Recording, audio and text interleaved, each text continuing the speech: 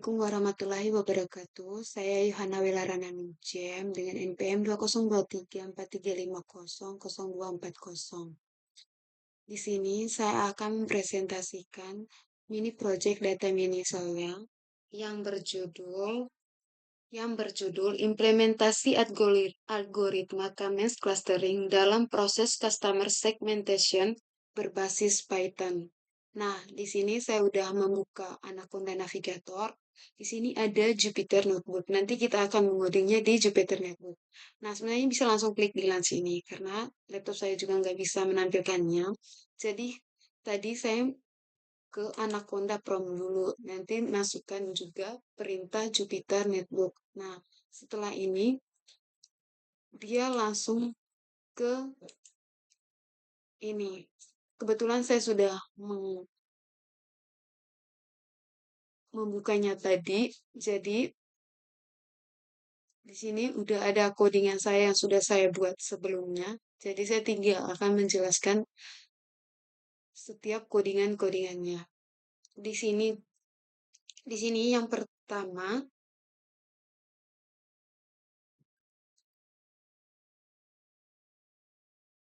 nah di sini ada matplotlib inline.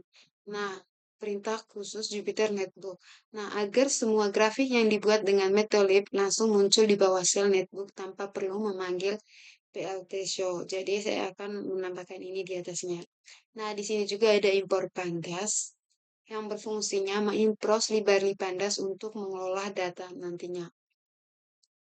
Nah, di sini ada dfpd-read csv. Nah, digunakan untuk membaca file CSV-nya. Nah, kebetulan file CSV-nya adalah saya mengambil dari Kaggle Mal Customer Segmentation data yang sudah saya download dan sudah menyimpannya di file download. Jadi saya langsung aja di sini. Sini dengan lokasinya ditambah dengan nama Mal Customer CSV-nya. Nah, di sini juga ada import NumPy yang fungsinya digunakan untuk mengoperasi matematika dan pengolahan AIRI. NP merupakan singkatan dari NumPy. Nah, di sini juga ada import matplotlib pipe.hplt. Nah, berfungsi digunakan untuk membaca grafik atau visualisasi data seperti grafik batang, garis maupun scatter plot. Nah, di sini ada juga import sysborn NSE yang berfungsi biasanya library visualisasi data yang tampilnya lebih menarik dibanding matplotlib. Nah, biasanya digunakan untuk membuat headman, histogram, pair plot, dan lain-lainnya. Nah, di sini juga saya mengimport standar scalar. Nah, fungsinya itu mengambil kelas standar scalar dari skitlearn-nya nanti. Nah, digunakan untuk menormalkan data sehingga setiap fitur memiliki skala yang sama sebelum proses clustering-nya nanti. Nah, di sini juga saya mengimport K-means scalar cluster import K-means-nya. Ini ada di sini. Nah, fungsinya itu mengambil algoritma K-means-nya nanti. Nah, digunakan untuk mengelompokkan data pelanggan menjadi beberapa klaster berdasarkan kemiripan karakteristiknya. Di sini juga ada import warning, itu mengimpor modul untuk mengatur pesan peringatan warningnya. Jadi kebetulan di sini kemarin pas saya buatnya ada peringatan warning, jadi saya mengimport warning di sini. Terus di sini ada juga codingan ini tadi, dfpd read csv-nya tadi, itu membaca file marks customer-nya csv, data disimpan dalam variabel df data frame. Nah, dataset berisi data pelanggan mall. Nah, di sini di dalam mall customer ini tadi. Nah, ini ada print informasi struktur dataset. Fungsinya itu untuk menampilkan teks sebagai judul agar output lebih mudah dipahaminya nanti. Ini juga ada print info berfungsi untuk menampilkan struktur lengkap dataset. Output menunjukkan terdapat 20 baris data kolom, total 5 kolom. Nah, yaitu customer ID. Di sini ada customer ID, genre, age, annual income, ada spending score di sini. Kemudian terlihat 200 nol, semua kolom memiliki 200 data, tidak ada data kosong di sininya, itu artinya. Itu juga ada in 64, artinya tipe data angka bulat, terus ada objek tipe data teks atau kolom gender. Nah, di sini setelahnya ada perintah print 5 baris pertama data pelanggan. Jadi digunakan untuk menampilkan teks sebagai judul outputnya, yaitu df-nya itu menampilkan 5 baris pertama dari dataset. Nah, seperti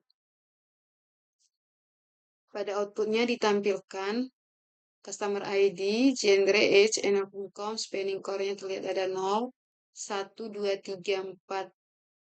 Ini genrenya male, female, ada age-nya 19, 21, 20, 23, 31.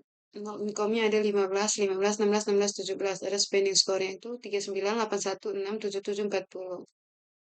Nah, dari output tersebut dapat diketahui bahwa dataset memiliki informasi mengenai customer ID, nomor identitas pelanggan, gender jenis kelamin pelanggan, age usia ke pelanggan, annual income adalah pendapatan tahunan pelanggan dalam ribuan dolar, spending score 1 sampai 100 skor tingkat pengeluaran pelanggan. Tujuan penggunaan head adalah untuk memastikan data telah berhasil dibaca dengan benar dan melihat contoh isi datasetnya. Nah, di sini juga ada pengecekan nilai kosong atau missing values-nya di sini. Df is null-nya mengecek apakah data tersebut nilainya kosong pada setiap sel. Sum itu artinya menghitung jumlah kolom nilai kosong pada setiap kolomnya. Nah, ini hasil inputannya kebetulan semuanya adalah 0, yang artinya semua kolom memiliki nilai 0 sehingga tidak terdapat data yang kosong atau missing values. Dataset sudah lengkap untuk diproses analisis atau clustering tanpa perlu melakukan pembersihan data lainnya. Nah, di sini ada print statistik deskripsi dataset. Df describe artinya itu digunakan untuk menampilkan ringkasan statistik pada setiap kolom numeriknya. Jadi statistik yang ditampilkan meliputi seperti yang terlihat ada count, jumlah data, mean, nilai rata-rata, STD atau standar deviasi, mean nilai terkecil, 25% kuartil pertamanya, 50% median, 75% kuartil ketiga, maksudnya adalah nilai terbesar. Nah, statistik ini membantu memahami karakteristik data sebelum dilakukan proses clustering menggunakan algoritma Kamensnya. Nah, kita lanjut ke XDF inlog. Ya, di sini artinya def inlog itu digunakan untuk mengambil data berdasarkan indeks kolom di sini. Nah, berarti mengambil seluruh baris. Nah, yang ininya berarti mengambil kolom ketiga dan keempat, yaitu annual income-nya sama spending score-nya. Values-nya itu mengubah data menjadi hari nanti agar dapat diproses oleh algoritma Kamensnya nanti. Nah, di sini juga ada scalar standar scalars. Itu artinya kode ini membuat objek standar scalar yang berfungsi untuk melakukan normalisasi data. Tujuannya agar kedua variabel memiliki skala yang sama sehingga proses clusteringnya nanti menjadi lebih akurat. Nah, di sini juga ada xscalar yang artinya menghitung nilai rata-rata dan standar deviasi dari data. Ada transform di sini mengubah data ke skala standar. Nah, di sini juga melakukan kedua proses tersebut sekaligus. Nah, hasil scaling disimpan dalam variabel scaling-nya di sini nanti. Dia akan tersimpan di sini. Nah, ini untuk yang berikutnya itu menampilkan ini print contoh hasil data setelah dilakukan scaling 5 baris pertama. Nah, print scaling. Nah, kode ini menampilkan 5 baris pertama hasil normalisasi. Nah, ini contoh data yang dihasilkan. Contoh data yang dihasilkan dalam 5 baris pertama. Nah, ini yang berikutnya itu membuat comments-nya. Nah, kode ini membuat model algoritma K-means dengan parameter. Nah, data ini dibagi menjadi 5 klaster. Nah, ini memilih kategori awal secara optimal agar hasil clustering lebih baik. Nah, memastikan clustering tetap sama setiap program dijalankan. Nah, di sini juga udah ada Y K-means sama dengan K-means titik fit trading itu. Artinya melatih model menggunakan data pelanggan. Prediknya itu menentukan setiap pelanggan termasuk klaster mana. Yang ketiga fit per prediknya itu menggabungkan kedua proses tersebut. Hasilnya disimpan dalam variabel Y K-means-nya. Di sini tersimpannya. Nah, yang berikutnya itu ada PLT figuran exercise. Nah, kode ini tuh membuat area grafik dengan ukuran 10 kali 7 inci sehingga hasil visualisasi menjadi lebih jelas. Di sini nanti. Nah, di bawahnya ada figuran size-nya di sini. Ini digunakan untuk membuat grafik sebar atau squat plot itu atau mengambil data pendapatan pelanggan pada klaster pertama, mengambil data spending score pada klaster pertama, mengatur ukur titik. Nah, di sini mengatur ukur titik itu rate-nya memberikan warna merah. Label klaster 1 memberikan nama klaster pada legend grafik. Nah, di sini tadi penjelasan PLT scatter XY Kamiensnya di sini itu terdapat PLT scatternya digunakan untuk membuat grafik sebar. Nah, di sini udah saya jelaskan sebelumnya tadi. Nah, kode yang sama itu untuk cluster kalian dengan warna yang berbeda. Di sini ada red, blue, green, cyan, ada magenta. Nah, di merah ini itu terdapat merah. Di biru itu ada sedang.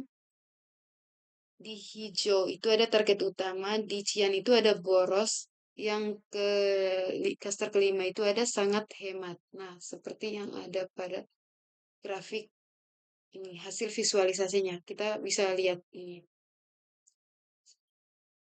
Di sini ada hemat, di sini sedang, di sini target utama, di sininya boros. Nah, di sini kita coba lihat grafiknya. Nah, di sini juga ada PLT, Kamiens Cluster Center, Kamiens. Nah, di sini itu digunakan untuk mengambil koordinat centroid atau titik pusat dari setiap klaster yang dihasilkan oleh Kamiens tadi. Karena jumlah klaster adalah 5, maka terdapat 5 titik centroidnya. Kita bisa lihat 1, 2, 3, 4, 5. Nah, mengambil seluruh nilai pada kolom pertama centroid. Kolom pertama mewakili income atau pendapatan tahunan sehingga menjadi sumbu X pada grafik. Nah, mengambil seluruh kedua, kedua itu adalah kolom kedua mewakili spending score atau skor pengeluaran sehingga menjadi sumbu Y pada grafiknya. Nah, mengatur ukuran marker menjadi 300 sehingga centroid terlihat lebih besar dibanding titik data pelanggan di sini. Nah, memberikan warna kuning pada centroid agar mudah dibedakan dari titik pelanggannya. Marker di sini tuh mengubah bentuk marker menjadi bintang. Bentuk ini umum digunakan untuk menentukan titik pusat klasternya. Dari sini teman-teman. Nah, karena ini ada juga perbandingan metriknya, jadi di sini saya membuat file baru tadi sebenarnya teman-teman untuk menampilkan skala perbandingannya. Di sini itu di sini itu mengevaluasi kualitas hasil clustering Kamiens menggunakan 3 metrik evaluasi. Kemudian menampilkan dalam bentuk grafik batang seperti ini. Nah, di sini itu untuk menghitung silhouette skornya. Nah, X-nya itu adalah data yang digunakan untuk clustering. Labelnya adalah hasil clustering dari Kamiensnya. Nah, nilai persen kali 100 ini dilakukan agar nilai menjadi bentuk presentasi sehingga lebih mudah dibandingkannya. Nah, fungsi silhouette score mengukur seberapa baik setiap data berada dalam klasternya. nilai mendekati 100 klaster sangat baik, nilai mendekati 0 klaster saling tumpang tindih, nilai negatif pengelompokan kurang baik. Nah, kedua itu kita menghitung defisit bulknya di sini. Indeksnya itu, kode ini menghitung defisit bulk indeks. Nilai DBI semakin mengecil, maka kualitas klasternya semakin baik. Nah, dikali 110 ini hanya digunakan agar nilai memiliki skala yang lebih mudah dibanding pada grafik, teman-teman. Nah, penjelasan kode ini menghitung di sini, teman-teman, CS score ini menghitung nilai CH semakin besar, maka hasil clustering semakin baik. Nah, ini per 10 dilakukan agar skala tidak berlaku besar ketika ditampilkan pada grafik. Nah, yang ini tuh untuk membuat nama metriknya. Nah, membuat daftar nama metrik yang akan menjadi label pada sumbu X-nya nanti. Nah, di values ini untuk menyimpan nilai metriknya, menggabungkan ketiga hasil evaluasi dalam satu list agar mudah ditampilkan dalam grafik. Nah, di sini ada PLT figure untuk membuat area grafik dengan ukuran 8 kali 5. Nah, di sini itu PLT bar itu untuk membuat bar chartnya.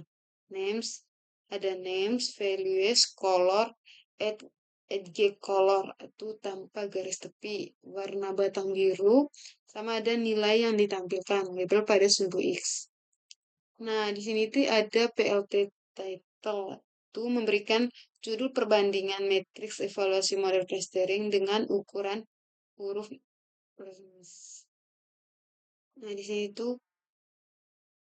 di sini ada PLT nilai skala, yaitu memberikan nama pada sumbu Y, yaitu nilai skalanya nanti. Oke, kita bisa lihat di sini teman-teman. Perbandingan matriks evaluasi model clusteringnya, ini nilai skalanya. Nah, mungkin itu saja presentasi dari saya ya teman-teman. Kurang dan lebihnya saya mohon maaf. Wassalamualaikum warahmatullahi wabarakatuh.